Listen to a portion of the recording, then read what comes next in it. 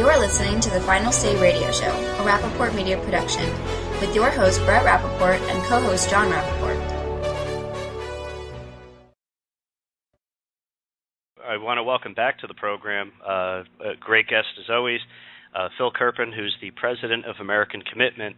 And American Commitment has done something, well, they always do great things, but in this particular case, they have looked at the state exchanges as comparison in cost and other things to the healthcare.gov. And I got to tell you, first of all, Phil, welcome to the program.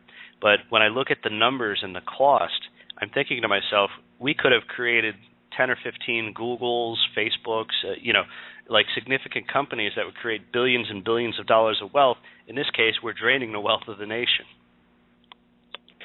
It's pretty unbelievable, Brett. The federal website, which has been in such a huge laughing stock and everyone's been making fun of, we now know that through the end of October, they spent $677 million on that embarrassment, healthcare.gov. We don't know what they've spent in the 2 months since, but, I'm sure they're continuing to rack up an embarrassing total. But what's got a lot less attention from the media is that the 14 states that set up their own websites, they got about $4.5 billion. California alone got over $900 million. So California has got more federal taxpayer funding for their state exchange than the entire amount spent on healthcare.gov. And you might wonder, but we're hearing how well the state ones are performing. They're not having the problems of the federal one. That's really not true. The state exchanges are having huge, huge problems. The worst of all of them by far is the state of Oregon has never even launched their website. They got over $300 million from federal taxpayers. Their website was so bad they never went live. Instead, they said that their solution is they're going to add more fax lines so that people can fax in their applications. And we found out in the report that came out of HHS this week that Oregon, a state that got $305 million from federal taxpayers, has a total of 44 people who have selected a plan by faxing in that application. So this is, they're the worst of the worst. I always tell people, whatever state you're in, as bad as Obamacare is, it could be worse. You could be in Oregon. They're the worst of the worst. But a lot of these states are performing very, very poorly. Maryland just fired the executive director of their state exchange who had been hiding out in the Cayman Islands. They've had a lot of technical problems on their site. The executive director of the Minnesota exchange, which has also been having some problems, she's also, for some reason, in the Caribbean, Costa Rica. So for some reason, a lot of these health exchange bureaucrats seem to like to spend time around the Caribbean. But a lot of these states are having huge problems. Colorado, for instance, $178 million from federal taxpayers. Their website kind of works. People can get through it somewhat. They have signed up almost 10,000 people. But the people on the exchange board there say that it's so bad that they're going to build a brand new website for next year. So they're going to throw out the website they got $178 million from federal taxpayers for and start over for next year. I'll tell you my favorite example, though, the one that I just find absolutely baffling, the state of Vermont, okay? This is a state, the entire state only has about 600,000 people. It's a tiny, tiny state. The state of Vermont got $208 million from federal taxpayers for their state exchange. $208 million from one of the smallest states in the country. That is a sign. You hear some of these numbers and you just got to wonder, where does this money go? $300 million in Oregon, $200 million in Vermont. Who's getting this money? Where's the money going? Because it doesn't cost that much to build a website and do some ads promoting it. So there's something wrong here. You got to think it's not just incompetence. You got to think that there's some kind of criminal diversion of these funds or something. And there's just no way the website could cost this much.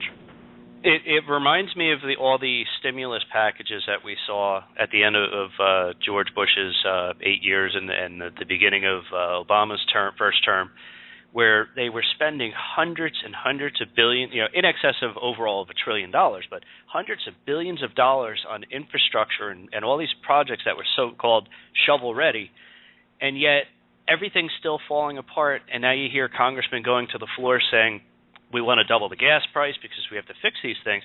But and you said it best. We don't really know how much they've spent on this because we don't know what the fixes cost over the last month or two. But how about the amounts spent on this that are in the form of other agencies or other locations which aren't being counted in any of these things, I would imagine it's substantial. But let me just finish by saying this. If we just took the $4 billion or $5 billion roughly that's spent so far and just gave that to the people who really needed to go to a doctor, wouldn't that have made more sense than flipping up 1/6 of our economy upside down? Well, I think you make a really good point.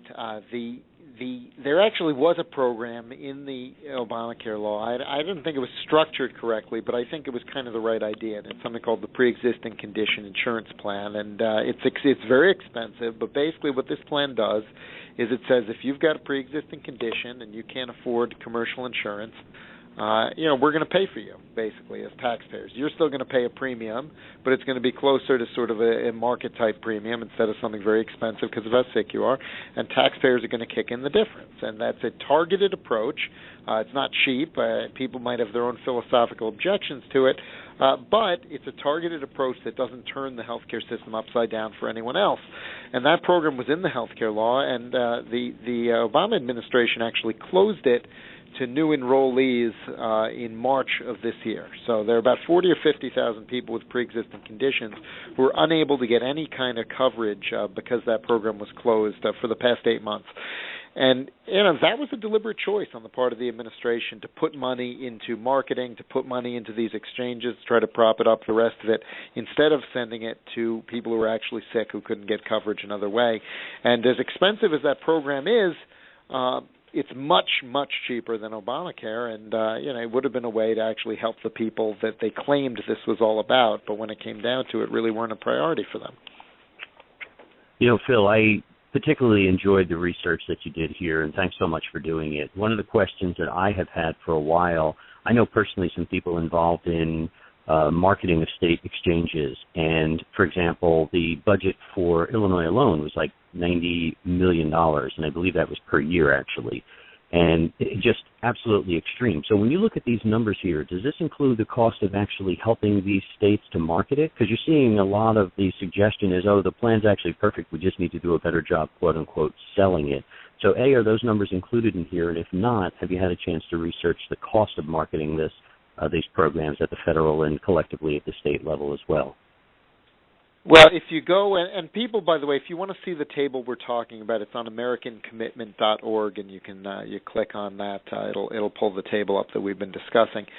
These totals are the totals of all the grants that these state exchanges have got from the federal government. There are a lot of different types of grants in there, but it does include any marketing money that went to the state exchanges. Now, a little different situation. The states that don't have their own exchanges, they don't have any entity to accept grants for marketing dollars and the rest of it, so that's all being done directly by the federal government. That money would not be included here. So it is a little bit, it's not a total apples-to-apples comparison because that healthcare.gov number is just the website cost.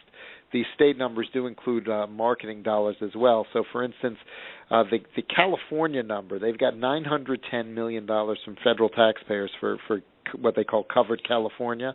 And by the way, Covered California has a provider directory on their website that lists tons of doctors and hospitals that are not actually available through Covered California, so it's highly deceptive. Actually, about 70% of doctors are not participating, but they're listed on there anyway. So I think there ought to be some kind of fraud complaint brought against them for that, because people are going to be very upset, I think, when they show up at doctors' offices and their insurance isn't accepted. But out of that $910 million they got from federal taxpayers, over $200 million of that is going to marketing. So I know in the case of California, there's a lot of marketing money that's built into what they've got from the federal government.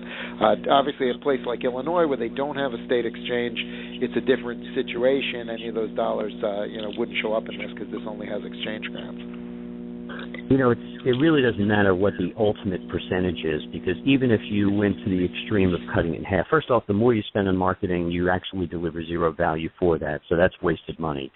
But even if you took the numbers in half here, Phil, you could take $100 million, for those of our listeners who aren't in the know, $100 million is adequate enough to start and launch and mature a technology company that could be worth $1 billion or more, probably two of them, if you follow a traditional 3 or 4 round venture-funded firm, which has to meet, unlike these, to be successful, actually has to meet the directives of the product. If you can't deliver, money will not follow through. And I think the problem here, Phil, is you just scratched the surface. They're going to continue to double, triple, and quadruple down, and we're not even talking about providing actual health care yet. Pretty scary. Yeah, I mean that's I think another really important point for people to understand. First of all, these numbers are huge, as you pointed out, relative to any private sector startup would never have access to this kind of money, and this is not what websites cost. They are a lot cheaper than this any place, So there's something, they're way out of line with what the cost of these things should be. But this is just the cost of developing the exchanges. This is not the amount of the subsidies that flow through the exchanges, which is going to be a much, much bigger amount. So these numbers that we're talking about, when we say $900 million from federal taxpayers going to California, that's just to set up their exchange. That is not the subsidies flowing through the exchange, which is going to be many billions of dollars. Well, the cost of the federal government's programs, all them, you can only imagine. I mean, look, the IRS alone. Have you seen the latest numbers that the IRS has for new agents and people who are supposed to track and implement this? I haven't seen the latest, but I think it's somewhere around 15,000 staff they want to add. That's a picture. I'd love to see a picture of 15,000 people with little IRS ads on American Commitment's website, so people have an idea of. Remember, those we tend to see those people as dark cloud stormtroopers, like from a bad episode of Star Wars. Yeah, well, look, I mean, remember, the IRS is also an agency that confessed and apologized for targeting political opponents of the administration, and the fact that they're going to be the enforcers for these mandates and the rest of it, and that they can sort of be trusted as neutral enforcers is, I think, pretty questionable. But then, there's also the question of whether they're competent. Even assume there's no malice, are they competent to administer something of this complexity, given that they can't even administer the earned income tax credit without a massive fraud rate? I mean, this is much more complex. Yeah, that's a great point. If we took the fraud just in Medicare, tax return filings and other things like that, we could, again, probably provide all the health care that people who really can't afford it would need. But, you and I could figure that out, but in Congress, it's very hard for them to do. Now, Phil, we've had you on for many times over the years, and we've discussed health care quite a bit and from all the different aspects. But one thing I really need to mention is this hasn't even really kicked in yet. I mean, we're just talking about the setup, the sign-up, but what's going to happen when not just the individuals, but what's going to happen, Phil, when all the businesses and everybody else who's been granted waivers, so many of which, were, what is it, 25% were in Nancy Pelosi's district alone. But anyway, what's going to happen when it fully kicks in and everybody who will be impacted by this law will finally feel it? Is this thing going to just implode, or is this going to just, be one of those situations where members of Congress are going to run back to D.C. and figure out how many billions more they're going to have to spend to fix it? What are your thoughts on that? Well, I think the risk pools in a lot of states are not going to be large enough to be stable based on projecting out the numbers that we've seen so far. And so there's going to be a real question, I think, whether, and this is very uneven, some states are doing better than others, but there's going to be a real question, I think, in a lot of states whether this can be sustained even into 2015, just from a practical actuarial standpoint. Now, there are a number of bailouts built into this law that might try to buy additional time, and so there's a $10 billion reinsurance fund that, by the way, is funded by a tax on everyone who's in a not Obamacare plan. So if you're not in one of these federal exchange plans, you're going to pay an extra $64 into the kitty to bail out the Obamacare plans. That's one of the features buried in this law that's not as well known. And then they also have a provision called risk corridors, which was supposed to be budget neutral. It was supposed to take excess profits from the Obamacare plans that are doing better than the other ones and give them to the ones running losses. But if they're all running losses, that could become an open-ended bailout as well. And they're tweaking all these rules to try to kind of keep this thing afloat long enough for enough people to come into it. And you talked about how there's going to be another wave of cancellations as the employer mandate hits, and I think that's right. And as much as that might hurt them politically, from a logistical standpoint, that it might actually be the saving grace for this exchange system if it forces millions more people into it because they have nowhere else to go. That might be the hope that that'll stabilize the risk pools in some of these states, and so that kind of cuts both ways. But I certainly think when those letters start coming out next fall, it's going to be pretty close to election time, and whether the Democrats can sustain the political fallout of that is another question. Because if this is a big year for Republicans, take control of the Senate, everything else, I don't know. I don't know if this law can survive, just on the president using the veto pen. Yeah, that's a good point.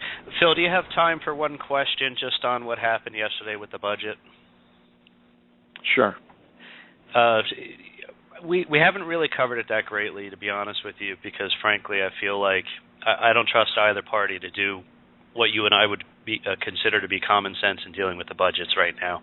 But what are your thoughts on what they agreed to, and do you think it was really worth fighting any harder, or do you think live for another day was the right way? I think it was a disappointing deal, but you got to understand what the dynamics were in the House that led to this. You had a significant number of Republicans who flat out said, "I will not vote for anything that doesn't increase defense spending." And given that dynamic, they could not pass a clean continuing resolution at the funding levels, that were in the current law with the sequestration. And so Ryan was in a situation going into that negotiation where he had to get the defense number up, or he knew he couldn't get it passed in the House. And of course, the Democrats are not going to say you will increase defense unless you also increase non-defense. Where we got, I think it's a disappointing deal, but I think unless we can get to a consensus within Republicans that there's a way to meet defense objectives at a lower number, the Democrats are going to be able to exploit that every time, and that's the problem really that led to this. Yeah, I kind of agree with you. I guess I'm actually more disappointed by the statements, or I don't know, the odd kind of attack coming from Boehner towards various organizations or the Tea Party, whatever he was aiming that at. I thought that was more odd than even trying to just understand the situation and why Ryan did or presented what he did, and why they would back it in the first place. But I don't know, very interesting, this whole thing. But yeah, I think the fact that I think a lot of the conservative groups were kind of angry about the wrong thing. They were saying this is a sellout and all this kind of thing, but they didn't really attack what I thought were the real villains in this, which were the defense guys who said, we can't accept any deal that doesn't increase the number. Now, what they should have done is reprioritize and just kind of force Hagel's hand. I mean, the problem, really, in my view, in the defense side, is when we gave them flexibility, it didn't go back into anything that was an important national security priority. It just went to reduce the furlough days for a bunch of bureaucrats. And so if Hagel's going to operate the Pentagon like that, what's the point of giving him more money? It's not going to go to the right things. They should have said, we're going to take a lot of the discretion away from the secretary and force money into particular line items as a way to keep the numbers where it was and give some leverage to Ryan. But, I think there was a real lack of understanding among some of the outside groups, and especially in the media, the way they were reporting it, as to what the real driver was inside the House to why we couldn't get a clean CR done, and that was where the defense guys were, and just wasn't reported very well. Yeah, that's an excellent point, by the way. Well, just to wrap this up, again, Phil and folks, if you go to AmericanCommitment.org, you'll see the state exchange cost basis analysis here. It's an excellent chart. Definitely worth printing off and putting by your other notes to follow. But as we see, a budget, if it gets through the Senate and, which I guess eventually it will be, will the fight now continue on health care? Will we now focus on things such as the state exchanges, or do you think there's other things that may start to pop up at the beginning of the year, such as immigration or something else? Well, I mean, that depends on if the House decides to move on that or not. But, I think health care is going to continue to be the dominant issue, especially, once we get into January, these exchange plans are actually up and running, and there are people who are counting on them for their health care. And I think the story is going to largely shift from the millions of people who lost their plans, although that'll continue to be an issue. But it's really going to be about people who can no longer see their doctors, and there are going to be a lot of compelling human interest stories out there. The provider networks in these exchange plans are half the size or even smaller of a typical PPO. So it's going to be very much back to the old HMO days that people hated, and they're not going to be able to continue to see a lot of the specialists they've been seeing, and that's going to be a major problem politically, I think, for supporters of this law. Yeah, I agree. Well, again, Phil Kerpen, thank you so much for joining us. Folks, you can go to AmericanCommitment.org. Phil, happy holidays. Hope you have a nice time through December and a good New Year, and we look forward to having you back on sometime next year. All right, bye. All right, take it easy. Folks, that was Phil Kerpen. Again, he always has great stuff.